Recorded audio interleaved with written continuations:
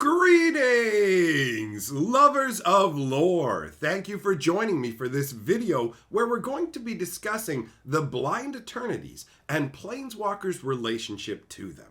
Now, if you're not familiar with the concept of the Blind Eternities, the Blind Eternities are what Planeswalkers use to travel from one plane to another. Essentially, it's something that encompasses the entirety of the multiverse, and it feels like a place, but ultimately is not a place. Now, how Planeswalkers gain access to this is by having a Planeswalker spark. In fact, it's absolutely requisite because the Blind Eternities are an incredibly hostile location that will strip the life force away from any regular mortal being that is brought within them. It'll take a few seconds at most for the being to be torn apart, not only their physical form, but also their soul and their spirit being torn asunder into tiny shreds of nothingness. Only those with a Planeswalker spark are capable of surviving this.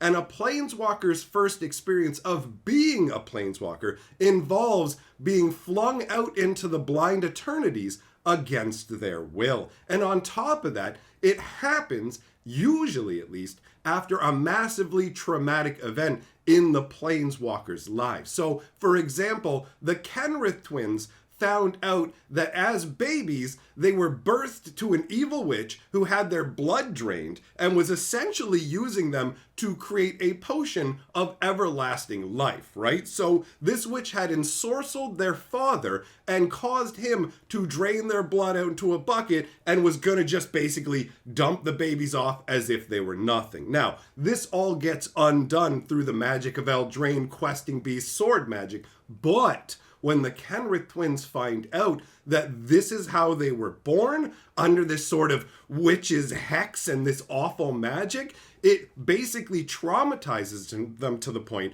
where their latent Planeswalker spark ignites and it flings them together across the multiverse because they have a shared Planeswalker spark, right? And this is the story that most Planeswalkers will share with you. Some terribly traumatic event that basically awakened that spark. However, there are some cases where basically some individuals are able to meditate themselves into the state of igniting their spark, or maybe they have some kind of massive life-changing epiphany. It doesn't automatically have to be a bad experience, but it's almost always horrific. So once the Planeswalker spark ignites, they're flung out into the Blind Eternities. Now this feels like a place you're traveling through, but ultimately you're only moving through it in the briefest of moments. So the way that your brain is processing information, it kind of gets overloaded by the concept of moving through the Blind Eternities.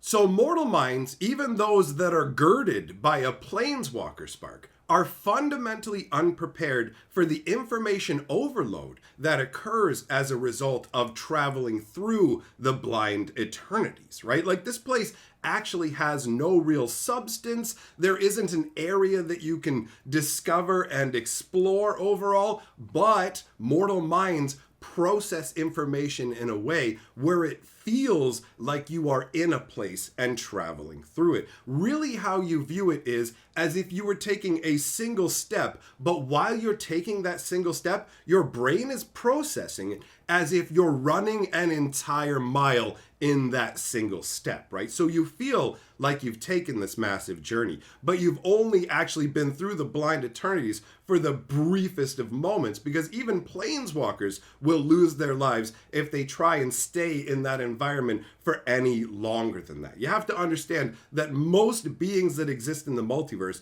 are not prepared or capable of surviving in this. Planeswalkers, only 1 in a million people are born with these latent sparks inside of them. Then you have to have a major life-changing event occur, either good or bad, right? So you have such a small pool of people to draw on, and then they're being flung into essentially what is entropy and raw mana after going through this crazy experience. Some of the people who go into the Blind Eternities as planeswalkers never actually emerge. The experience of going into the Blind Eternities once is enough to unmake them as if they were a regular mortal. Now, there are a few ways that mortals can travel through the Blind Eternities, right? One of the fun little examples of that is actually the planeswalker, what is his name? Yangu. His pet dog, Mowu, right? He turns to stone.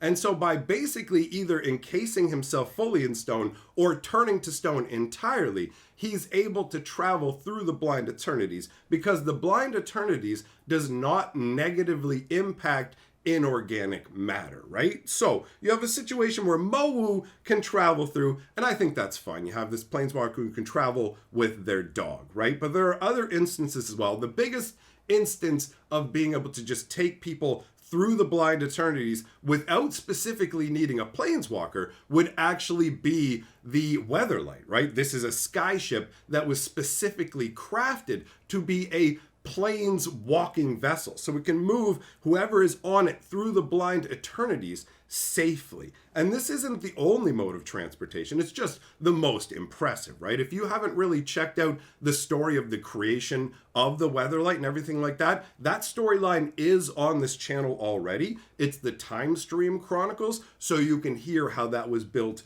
if you're interested in it. So you have the Weatherlight, which is one vessel. Predating the Weatherlight, you actually have the Phyrexian technology where they developed planar portals, and this allows essentially any number of regular folk to travel directly from one fixed point to another. So unlike the Skyship Weatherlight, where you can pile people aboard and go wherever you want, these planar portals have to be affixed to particular locations, and you have to learn how to attune them through the Blind Eternities to another location. So it's strong, but not nearly as strong as the level of the Weatherlight. And there are some other instances. There are some ancient dwarven races that figured out ways to travel using ancient artifacts between planes and things like that. But ultimately, the majority of mortals, the Blind Eternities are completely off limits to them. There are a few beings that are not regular mortals and are not planeswalkers who did manage to gain the ability to traverse between different planes of existence. One of them is MacLeod, who is this crazy, essentially interdimensional beast almost, who travels from plane to plane and ended up coming to Dominaria, getting trapped inside of a glacier. But even trapped inside of this glacier, she was able to whisper out into the minds of mortals trying to seek her freedom. But unfortunately, the mortals whose minds she reached into on the world of Dominaria weren't really very capable and didn't end up freeing her, and the whispers that were able to make it to other planes of existence didn't really build enough of a following that they could even come looking for her, right? So MacLeod is very interesting in that she's powerful enough to be able to travel through the Blind Eternities without having a spark whatsoever, but also get trapped within a glacier and then still reach out through the Blind Eternities with her voice. That is some power. Another being that found a way to ignore the rules of the Blind Eternities was the Myogen of Night's Reach. It took advantage of the fact that when the Spirit War took place on the plane of Kamigawa, it thinned the veil that existed between the real world and the spirit world. Now, somehow the Myogen of Night's Reach was able to take a hold of this and turn it into the ability to actually travel through the Blind Eternities to multiple different planes of existence. And as a result, the Myogen was actually working to prolong the war in Kamigawa as much as possible to retain these powers, and demonstrated those powers once again when she basically took Toshiro Umezawa and flung him through the Blind Eternities straight in to Dominaria. And Toshiro survived the incident, but he barely lived and he was blind from being whipped through it. And he was only there for a moment. The Blind Eternities are no joke,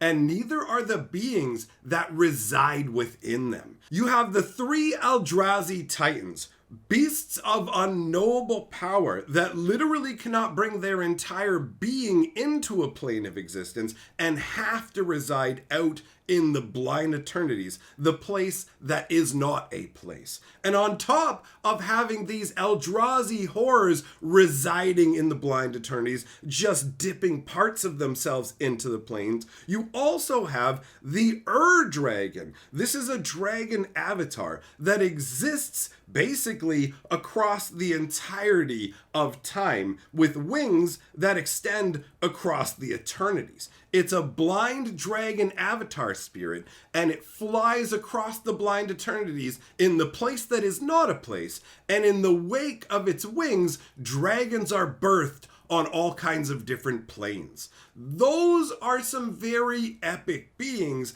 and it's difficult to even wrap your mind around how they exist in a place as hostile as the Blind Eternities. But ultimately, I thought it would be interesting to discuss some aspects of it. Let me know what you think in the comments, my friends. If you enjoy what we're doing here, consider supporting us on Patreon or joining the channel membership. A big thank you to all our current patrons, and remember, my friends, lore is life.